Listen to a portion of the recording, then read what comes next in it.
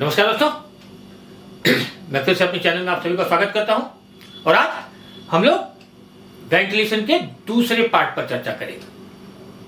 ठीक है भाई, चलिए स्टार्ट करते हैं और पहला क्वेश्चन आज का लेते हैं। आज का पहला क्वेश्चन क्या है? Definition of splitting. वेंटिलेशन में स्प्लिटिंग जो वर्ड है ना भाई, वो किसको बोलते हैं हम लोग? ध्यान से सुनिए, क्या है स्प्लिटिंग? माइंस में प्रवेश करने वाली हवाओं को शाखाओं में बांटकर अलग अलग डिस्ट्रिक्ट में भेजने की जो क्रिया है, जो व्यवस्था है, वो क्या कहलाएगी? स्प्लिटिंग कहलाएगी। क्या है स्प्लिटिंग का डिफिनेशन?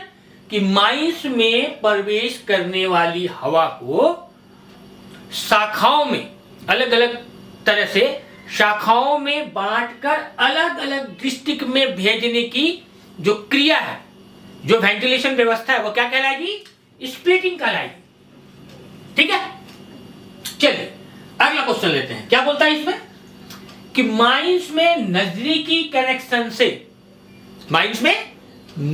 कनेक्शन से ब्रिटिश पर्दा, लोहे की चादरें का पार्टीशन बनाकर या एक्जुलरी फैन, सहायक फैन और एयर डक्टिंग के द्वारा एयर को बंद, शुद्ध और गैलरी के फेस तक ले जाने की जो व्यवस्था है, उसको हम लोग क्या बोलते हैं? क्या क्या है इसमें सुनिए। माइंस में नजदीकी कनेक्शन से क्या करना है भाई? ब्रिटिश पर्दा, लोहे की चादर का पार्टीशन बनाकर, दूसरा क्या होगा?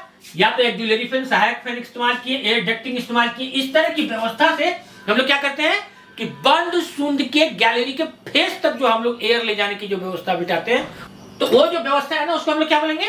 कोर्सिंग ऑफ एयर बोलेंगे। क्या बोलेंगे हम लोग? कोर्सिंग ऑफ एयर। ठीक है, चलिए अगला क्वेश्चन पकड़ते हैं। क्या बोलता है इसमें? कि कोई भी वर्किंग और गैलरी नियरेस्ट वेंटिलेशन कनेक्शन से, क्या बोलता है? कोई भी working gallery nearest ventilation connection से कितने मीटर से अधिक नहीं बढ़ाई जाएगी? कितने मीटर से अधिक नहीं बढ़ाई जाएगी भैया? 3 मीटर से अधिक नहीं बढ़ाई जाएगी। ठीक है, अब चलिए आगे बढ़ते हैं। क्या बोलता है इसमें? कि ब्रिटिश पार्टीशन में इनटेक की तरफ हवा की मिनिमम स्पीड क्या होगी? क्या बोल रहा है इसमें?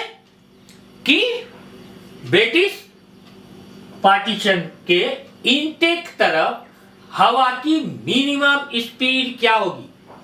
फर्स्ट और सेकंड डिग्री में। पहला क्वेश्चन क्या है इससे? क्या बोल रहा है क्वेश्चन? कि ब्रिटिश पार्टीशन के इनटेक तरफ हवा की मिनिमम स्पीड क्या होगी?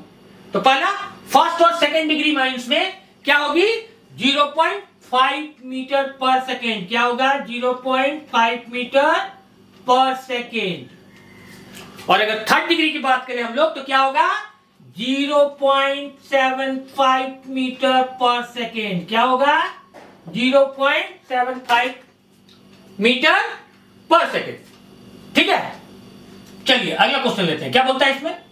वेंटिलेशन डोर के फ्रेम, वेंटिलेशन डोर जो बनाया उसका जो फ्रेम है और रास्ते की जो चाल है, वेंटिलेशन डोर का फ्रेम, उसके ऊपर चाल, वह कांथी के बीच की जगह में गाथानी या कंक्रीट ढलाई जो की जाती है, उसकी मिनिमम मोटाई क्या होगी? क्या होगी उसकी मिनिमम मोटाई? 38 सेंटीमीटर। क्या होगी? 38 सेंटीमीटर।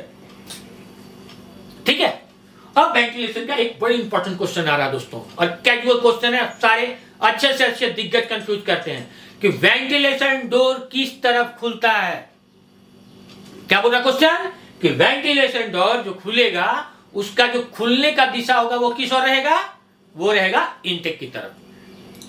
ठीक है भाई, चलिए आगे बढ़ते हैं हम लोग, लेते हैं अगला क्वेश्चन। क्या बोलता है इसमें? कि मेन इनटेक रोडवेज और मेन रिटर्न रोडवेज के बीच कितने वेंटिलेशन डोर लगाए जाएंगे या बनाए जाएंगे? किसमें? इसमें मेन इनटेक और मेन रिटर्न रोडवेज के बीच में कितने वेंटिलेशन डोर बनाए जाएंगे? कितने बनाए जाएंगे भैया? 2 वेंटिलेशन डोर बनाए जाएंगे। कितने बनाए जाएंगे? 2 वेंटिलेशन डोर बनाए जाएंगे। ठीक है, आगे बढ़ते हैं हम लोग। अगला क्वेश्चन देखिए, बड़ी इंपॉर्टेंट क्वेश्चन है। 2 क्वेश्चन इसमें साथ में लगा हुआ है। पहला है इंस्पेक्शन ऑफ वेंटिलेशन डोर और दूसरा कौन क्या है? कि inspection of ventilation stopping. Question क्या है कि वेंटिलेशन डोर या वेंटिलेशन स्टॉपिंग की जांच कौन करेगा भैया? तो कौन करेगा? ओवरमैन साहब करेंगे और अंडर मैनेजर साहब करेंगे। कौन करेंगे? कॉम्पिटेंट पर्सन, ओवरमैन या अंडर मैनेजर। और कितने दिन में करेंगे भैया? मिनिमम 14 डेज में करेंगे। कितने दिन में? मिनिमम 14 डेज में। किसकी इंस्पेक्शन? वेंटिलेशन डोर हो या वेंटिलेशन स्टॉपिंग। ठीक है, चलिए अब आगे बढ़िए। क्या बोल रहा है इसमें कि वेंटिलेशन स्टॉपिंग की मोटाई क्या होगी? क्या क्वेश्चन है कि वेंटिलेशन स्टॉपिंग की मोटाई क्या होगी? क्या होगी? Not less than 38 centimetre. क्या होगी? Not less than 38 centimetre. ठीक है भाई, चलिए अगला क्वेश्चन क्या है? जहां इंटेक और रिटर्न रोडवेज एक दूसरे को ऊपर से पार कराना पड़ता है। क्या है? जहां पर इंटेक और रिटर्न रोडवेज को एक दूसरे के ऊपर से पार करना पड़ता है, उसको हम लोग क्या बोलते हैं? उसको हम लोग बोलते हैं भैया एयर क्रॉसिंग। क्या बोलते हैं हम लोग? Air crossing. अब यहां से जो क्वेश्चन आएगा ना 5-6 क्वेश्चन, वो सारा एयर क्रॉसिंग से रिलेटेड क्वेश्चन है। ध्यान से सुनिएगा, इंपॉर्टेंट क्वेश्चन है सारा। अगला क्वेश्चन क्या है कि एयर क्रॉसिंग की बनावट कैसे की जाएगी? एयर क्रॉसिंग जो हम लोग बनाएंगे उसकी बनावट हम लोग कैसे करेंगे? उसकी बनावट होगी भैया एक्सप्लोजन प्रूफ। क्या होगी? Explosion proof. ठीक है, अगला क्वेश्चन क्या बोलता है देखिए कि एयर क्रॉसिंग के नीचे वाले रास्ते, एयर क्रॉसिंग जो हो गया हमारा, उसका जो नीचे वाला जो रास्ता है उसकी छत की मोटाई क्या होगी? यानी एयर क्रॉसिंग की छत की मोटाई क्या है भैया? 30 सेंटीमीटर। क्या है? 30 सेंटीमीटर। अगला क्वेश्चन क्या बोलता है कि एयर क्रॉसिंग में नीचे वाले रास्ते की दीवार की मोटाई क्या होगी? जो एयर क्रॉसिंग बनाएंगे, जो रास्ता में जो हम लोग दीवार जो बनाएंगे, उसकी मोटाई क्या होगी? 75 सेंटीमीटर से पतली नहीं होगी भैया। कितनी होगी? 75 सेंटीमीटर से पतली किसी कीमत पे नहीं होगी। एयर क्रॉसिंग के साइड के दीवार की मोटाई, रास्ते की दीवार की मोटाई कितनी होगी? 75 सेंटीमीटर, 75 सेंटीमीटर से पतली नहीं होगी। चलिए अगला क्वेश्चन क्या बोलता है कि एयर क्रॉसिंग में जो हम लोग गर्डर इस्तेमाल करते हैं उसका साइज क्या है? क्या क्वेश्चन कि एयर क्रॉसिंग में जो हम लोग गर्डर जो इस्तेमाल कर रहे हैं उसका साइज क्या है? क्या है? 15 सेंटीमीटर इंटू 8 सेंटीमीटर। क्या है? 15 सेंटीमीटर इंटू 8 सेंटीमीटर। ठीक है भाई, चलिए अगला क्वेश्चन क्या बोलता है कि एयर क्रॉसिंग के प्रत्येक रास्ते का साइज क्या है? एयर क्रॉसिंग जो हम लोग बनाएंगे वो जो रास्ता है उसका साइज क्या निकल के आएगा? 9.3 स्क्वायर मीटर, या फीट में अगर हम इसको माने तो इसको 100 स्क्वायर फीट से कम नहीं होना चाहिए, कम नहीं होगा। क्या है? एयर क्रॉसिंग के प्रत्येक रास्ते का साइज क्या निकल के आएगा? 9.3 स्क्वायर मीटर, और अगर फीट में हम लोग बात करें तो 100 स्क्वायर फीट से कम नहीं होगा। ठीक है भाई, चलिए अब आइए कि एयर क्रॉसिंग की जांच हम लोग कितने दिन में करेंगे भैया? एयर क्रॉसिंग की जांच हम लोग करेंगे मिनिमम 14 डेज में। और कौन करेगा भैया? ओवरमैन साहब करेंगे या अंडर मैनेजर साहब करेंगे। ओवरमैन या अंडर मैनेजर। ठीक है भाई, आगे बढ़ते हैं हम लोग। अगला क्वेश्चन क्या बोल रहा है कि एयरलॉक की जांच कितने दिनों में किया जाता है? किसकी जांच? एयरलॉक जो होता है वेंटिलेशन में, उसका जो जांच है, इंस्पेक्शन है, कितने दिन में करेंगे भैया? 14 डेज में। कितने दिन में? 14 डेज में। चलिए अगला क्वेश्चन क्या बोलता है कि रेगुलेटर जिस स्टॉपिंग में लगाया जाता है, क्या बोल रहा है कि रेगुलेटर जिस स्टॉपिंग में लगाया जाता है उसकी मोटाई क्या होगी? रेगुलेटर जिस स्टॉपिंग में लगाया जाता है उसकी मोटाई क्या होगी? उसकी मोटाई होगी भैया 38 सेंटीमीटर। क्या होगी? 38 सेंटीमीटर। अगला क्वेश्चन क्या बोल रहा है कि रेगुलेटर की जांच कॉम्पिटेंट पर्सन द्वारा कितने दिनों में की जाएगी? कितने दिनों में की जाएगी? 14 डेज में। कितने दिनों में? 14 डेज में की जाएगी। रेगुलेटर का जांच, इंस्पेक्शन कॉम्पिटेंट पर्सन द्वारा कितने दिनों में? 14 डेज में। ठीक है, चलिए आगे बढ़ते हैं। मोस्ट इंपॉर्टेंट क्वेश्चन आ रहा है वेंटिलेशन से रिलेटेड, VEQ। ठीक है, चलिए डिफिनेशन को पहले समझते हैं हम लोग। क्या बोलता है इसमें कि माइंस और डिस्ट्रिक्ट में प्रवेश करने वाली हवा, माइंस और डिस्ट्रिक्ट में प्रवेश करने वाली हवा का जितना भाग वर्किंग फेस में पहुंचता है उसके रेशियो को क्या कहते हैं हम लोग? उसके रेशियो को हम लोग कहते हैं VEQ, वेंटिलेशन इफिशिएंसी क्वांटिटी। क्या कहते हैं? Ventilation efficiency quantity, VEQ। ठीक है, अब आइए, अब हम लोग मैथमेटिकली इसको कैसे हम लोग रिप्रेजेंट करते हैं, कैसे निकालते हैं, उसका जो फार्मूला है वो देखिए। माइनस का VU का क्या है कि माइनस के सब वर्किंग फेस में पहुंचने वाली टोटल एयर, क्या है? माइनस के सब वर्किंग फेस में पहुंचने वाली टोटल एयर बटा में माइनस में प्रवेश करने वाली एयर और गुना 100%। कैसे निकालेंगे माइनस का VEQ? माइनस में सब वर्किंग फेस में पहुंचने वाली टोटल एयर बटा में माइनस में प्रवेश करने वाली एयर गुना 100%। ठीक है, अब अगर हम लोग बात करें कि डिस्ट्रिक्ट का VEQ कैसे निकालेंगे, तो इसमें हम लोग क्या करेंगे मैथमेटिकली कि डिस्ट्रिक्ट के लास्ट कनेक्शन में पहुंचने वाली एयर क्या है? डिस्ट्रिक्ट के लास्ट कनेक्शन में पहुंचने वाली एयर बटा में डिस्ट्रिक्ट में प्रवेश करने वाली एयर गुना 100%। क्या होगा? डिस्ट्रिक्ट के लास्ट कनेक्शन में पहुंचने वाली एयर बटा में डिस्ट्रिक्ट में प्रवेश करने वाली एयर गुना 100%। ठीक है भाई, चलिए अगला क्वेश्चन लेते हैं हम लोग। क्या बोलता है इसमें कि इंडिया में बॉर्डर पिलर में एवरेज VEQ कितना होता है? क्या है मेरा क्वेश्चन कि इंडिया में बॉर्डर पिलर में एवरेज VEQ कितना होता है? कितना होता है भैया? 40 to 50%। कितना होता है? 40 to 50%। चलिए अगला क्वेश्चन क्या बोलता है कि एयर क्रॉसिंग के लिए जंक्शन से फेस तक ब्रिटिश और PV सीट लगाने के लिए खूंटा कितने अंतर पर लगाकर रखा जाता है? अच्छा क्वेश्चन है दोस्तों, फिर से समझिए। ये मैं बताऊं कि ये जो क्वेश्चन है, ये जो टर्म जो है ना, ये एकदम manual open UG mines related है। आज के डेट में जहां तक हमको लगता है कि ब्रिटिश पर्दा, खूंटा, ये सब लगभग पतन के कगार पे, लेकिन एक बहुत अच्छा टेक्निक था। ध्यान सुनिए क्या था कि एयर क्रॉसिंग के लिए जंक्शन से फेस तक ब्रिटिश और PV सीट लगाने के लिए खूंटा कितने अंतर पर लगाकर रखा जाता है? कितने अंतर पर लगा के रखेंगे? 1 से 1.5 मीटर के अंतर पर। कितने से? 1 से 1.5 मीटर के अंतर पर। ठीक है भाई, आगे देखिए क्या बोलता है इसमें कि एक्जुलरी फैन से डिस्ट्रिक्ट के कितने मीटर अंदर तक पर्याप्त हवा पहुंचनी चाहिए? क्या बोल रहा है? एक्जुलरी फैन से डिस्ट्रिक्ट के कितने मीटर अंदर तक पर्याप्त हवा पहुंचनी चाहिए? कितने मीटर तक? 3 मीटर तक। कितने मीटर तक? 3 मीटर तक।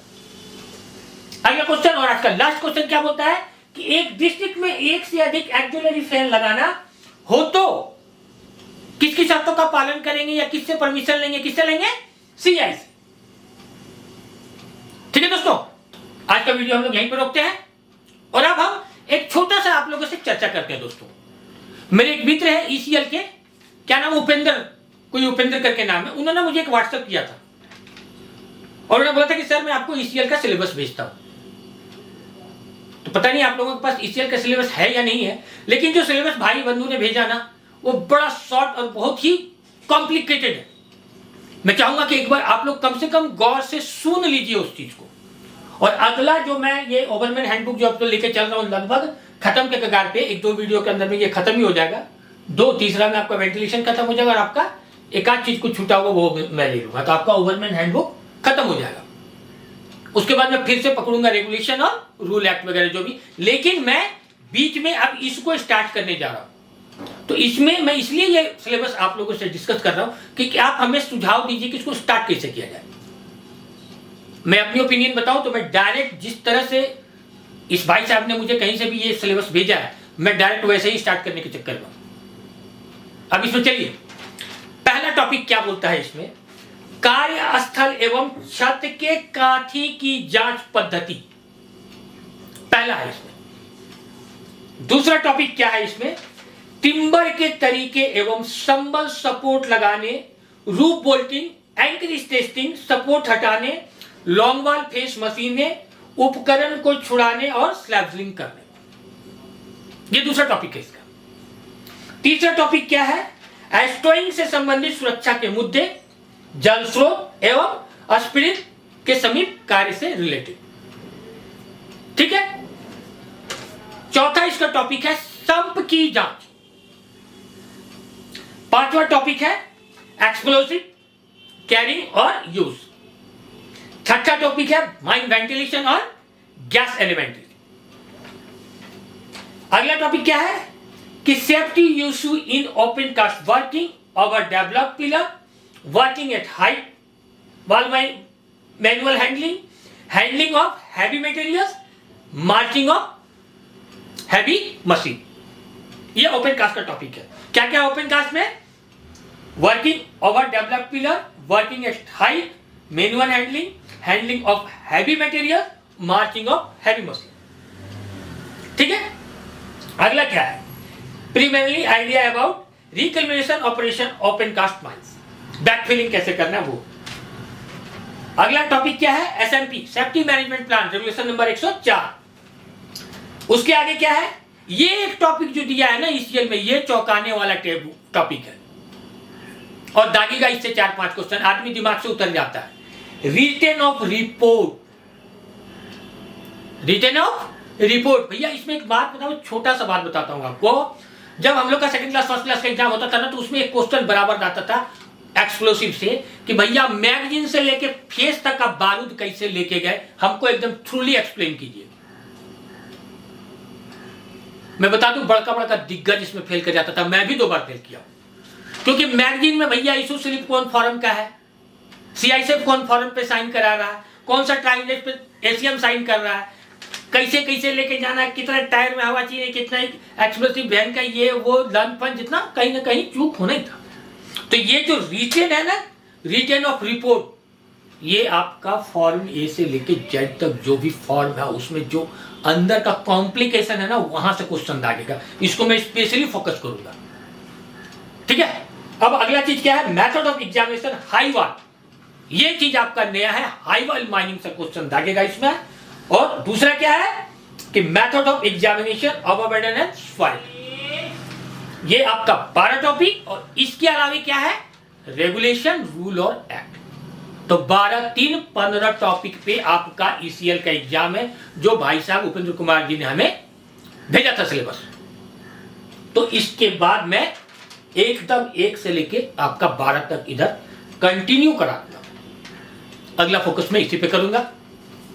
आप लोगों से पुनः गुजारिश करूंगा दोस्तों कि मेरे चैनल को इसी तरह सब्सक्राइब कीजिए, शेयर कीजिए और मेरी हिम्मत को बढ़ाते रहिए दोस्तों।